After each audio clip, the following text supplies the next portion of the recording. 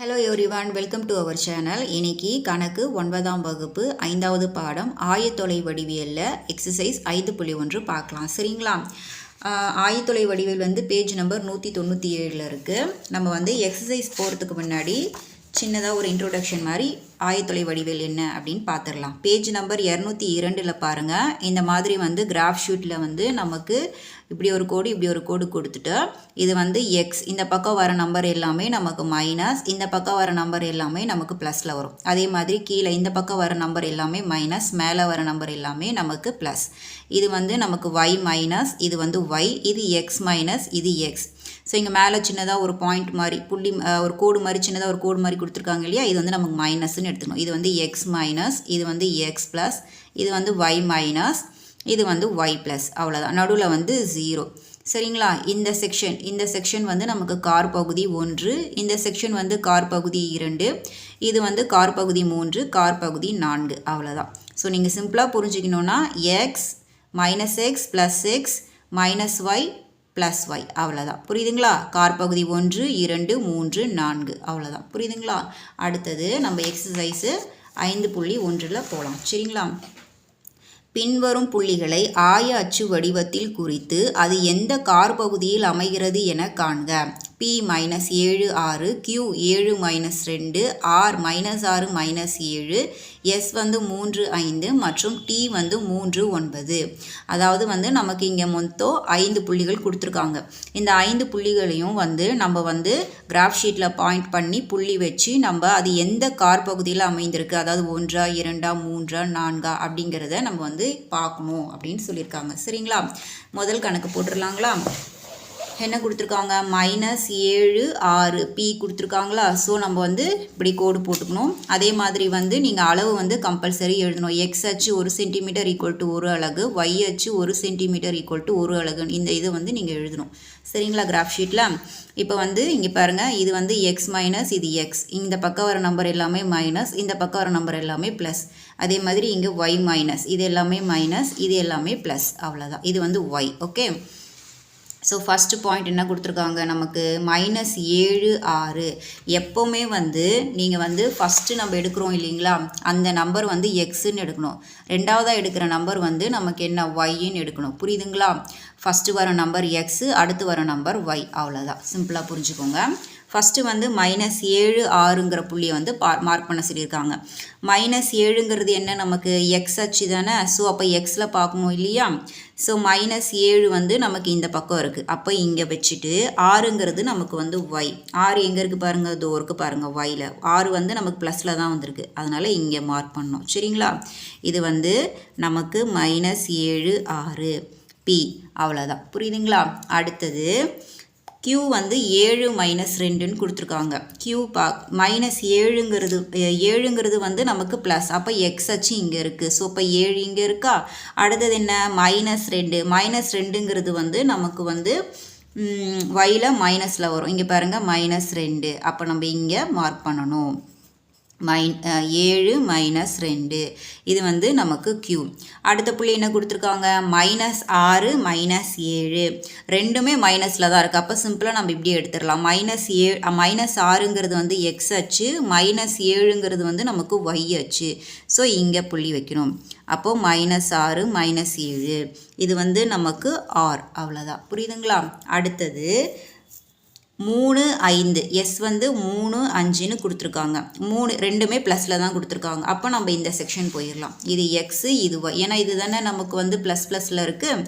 அப்போ 3 வந்து நமக்கு என்ன? எக்ஸு. 5 வந்து நமக்கு வந்து என்ன? ஒய். அப்போ 3 5. இது வந்து நமக்கு எஸ். அடுத்தது டி வந்து 3 9.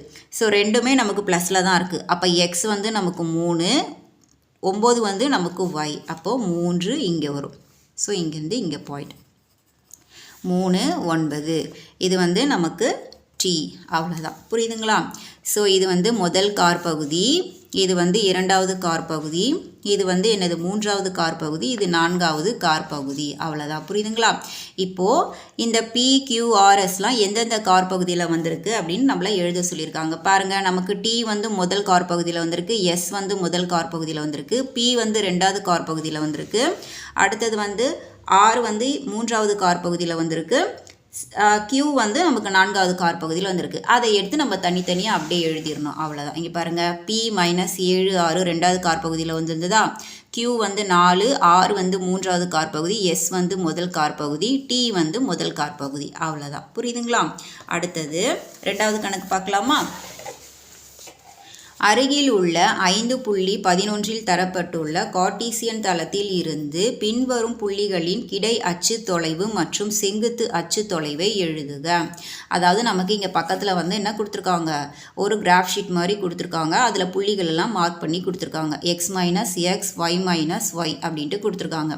ஸோ இங்கே பாருங்கள், P வந்து நமக்கு எந்த புள்ளியில் வருதுன்னு பார்க்க சொல்லியிருக்காங்க. அதாவது வந்து ஃபஸ்ட்டு வர, அதாவது எக்ஸ் தான் ஃபஸ்ட்டு எடுக்கணும். எக்ஸ் வந்து நமக்கு இங்கே -4 மார்க் ஆகிருக்கு. இங்கே வந்து ஒய் வந்து நமக்கு 4 மார்க் ஆகிருக்கு. அப்போ -4 4ன்ட்டு தான் என்ன பண்ணணும், எழுதணும். புரியுதுங்களா? இது எக்ஸ், இது ஒய். அடுத்தது Q பார்க்க சொல்லியிருக்காங்க. ஸோ Q பாருங்கள், Q வந்து எக்ஸில் வந்து ஃபஸ்ட்டு 3, ஒயில் வந்து 3. அப்போ 3 3. ஸோ 3 3ன்னு எழுதணும். அடுத்தது பாருங்கள், R வந்து நமக்கு வந்து ஃபஸ்ட்டு எக்ஸ் வந்து 4, எக்ஸ் வந்து நமக்கு என்னென்னு கொடுத்துருக்காங்க, R வந்து எக்ஸ் வந்து 4, ஒய் வந்து -2. அப்போ 4 -2 R அப்படின்ட்டு எழுதணும். புரியுதுங்களா? அடுத்தது S வந்து பாருங்கள், S வந்து எங்கே இருக்குது, எஸ் இங்கே இருக்குங்களா? எக்ஸ் அச்சில் வந்து -5, ஒயில் வந்து நமக்கு என்ன 3ன்னு கொடுத்துருக்காங்க. ஸோ இப்போ வந்து நம்ம என்னென்னு எழுதணும், -3ன்னு கொடுத்துருக்காங்க. எக்ஸ் அச்சில் -5, ஒய் அச்சில் -3. ஸோ அப்போ -5 -3. ஸோ -5 -3ன்ட்டு என்ன பண்ணணும், எழுதி முடிக்கணும். அவ்வளோதான். புரியுதுங்களா? ஃபஸ்ட்டு எப்போவுமே எக்ஸ் தான் மார்க் பண்ணணும், அதுக்கப்புறமா தான் ஒய் எடுக்கணும். அவ்வளோதான். அடுத்தது 3வது கணக்கு பார்க்கலாம். பின்வரும் புள்ளிகளை வரைபடத்தாளில் குறித்து அவற்றை இணைக்கவும். கிடைக்கும் வடிவத்தை பற்றி தங்களின் கருத்துக்களை கூறவும் அப்படின்னு கொடுத்துருக்காங்க. சரிங்களா? அதாவது வந்து நமக்கு வரைபடத்தாளில் வந்து நமக்கு மார்க் பண்ணுறதுக்கு 4 புள்ளிகள் கொடுத்துருக்காங்க. இது எக்ஸ், இது ஒய், இது எக்ஸ், இது Y, X Y, X Y அப்படின்ட்டு கொடுத்துருக்காங்க. அது என்ன வடிவத்தில் வருது அப்படிங்கிறத நம்மளை எழுத சொல்லியிருக்காங்க. சரிங்களா? ஃபஸ்ட்டு கொஸ்டின் பாருங்கள், -5 3, -1 3, 0 3, 5 3.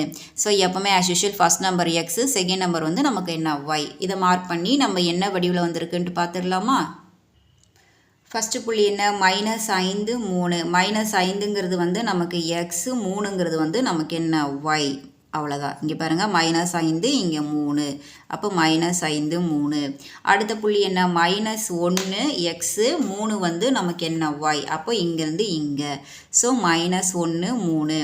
அடுத்தது வந்து 0 3. ஸோ 0ங்கிறது எக்ஸு, 3ங்கிறது நமக்கு என்ன ஒய்.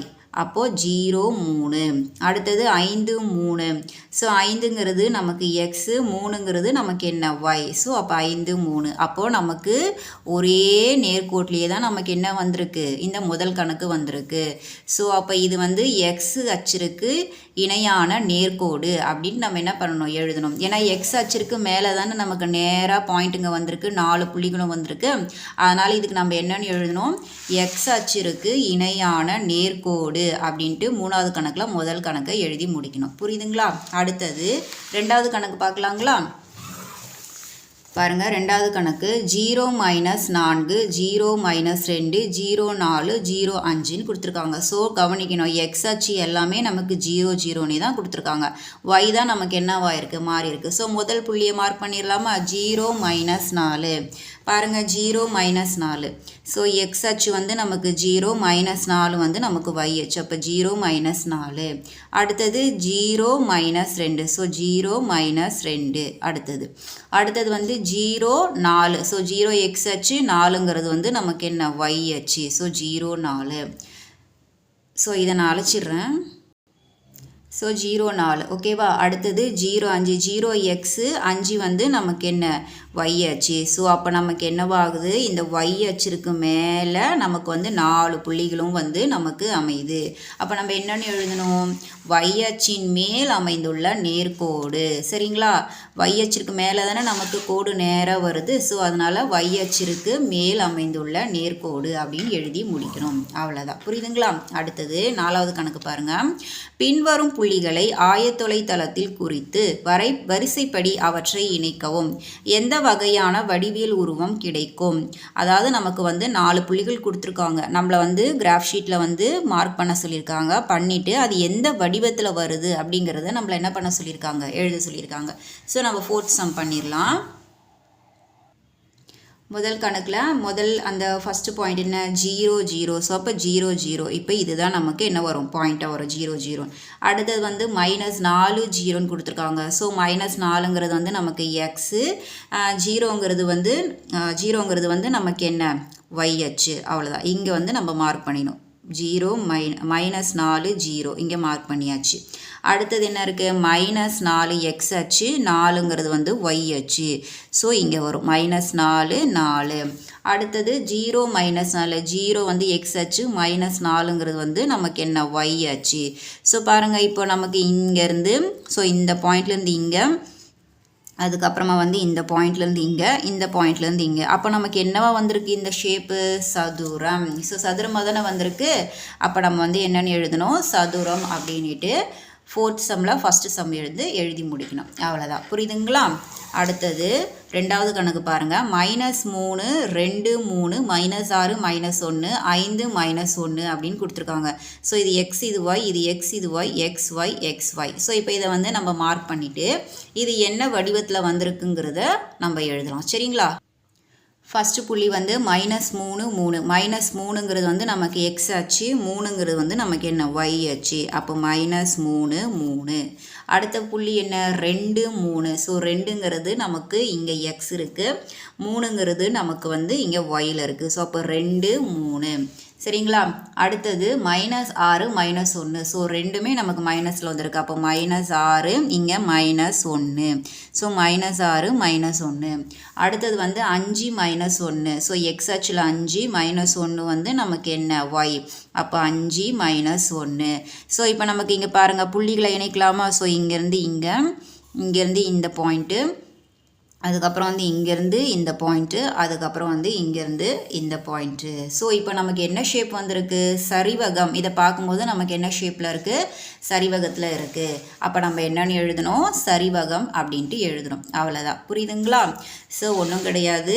இந்த கிராஃபில் வந்து இங்கே மேலே ஒய், இது வந்து ஒய் மைனஸ், இது எக்ஸ் மைனஸ், இது எக்ஸ். அவ்வளோதான். புரியுதுங்களா? ஸோ இந்த அளவுங்கிறத எழுதிக்கோங்க. எக்ஸ் அச்சு 1 சென்டிமீட்டர் ஈக்குவல் டு 1 அலகு, ஒய் அச்சு 1 சென்டிமீட்டர் ஈக்குவல் டு 1 அலகு. புரியுதுங்களா? ஃபஸ்ட்டு வர நம்பர் வந்து எக்ஸு, ரெண்டாவது வர நம்பர் வந்து ஒய். அவ்வளோதான். சரிங்களா? ஓகே, நான் இந்த சம்ஸோட இந்த வீடியோ முடிச்சுக்கிறேன். அடுத்த வீடியோஸ்லாம் பார்க்கணும் அப்படின்னா நம்மளுடைய சேனலை வந்து சப்ஸ்கிரைப் பண்ணிக்கோங்க. தேங்க்யூ.